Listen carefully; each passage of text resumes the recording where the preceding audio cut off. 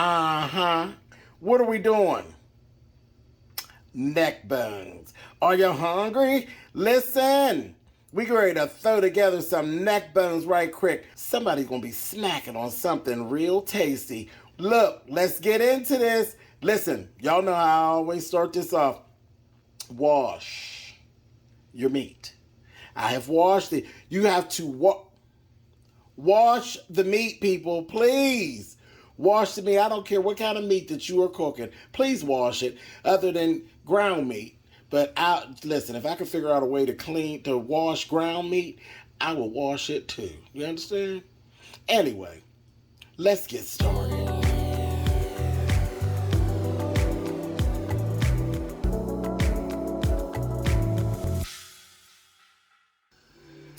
All right, you guys, listen, get yourself a decent sized pot.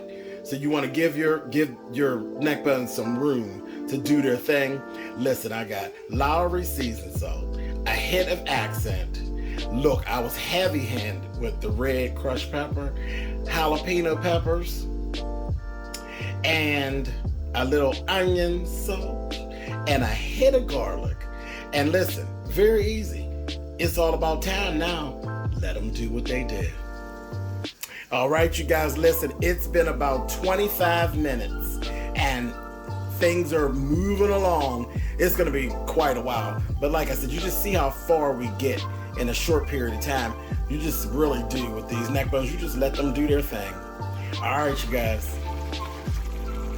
Okay, so after quite a while, it's literally been about 3 hours or so that I've been actually at this.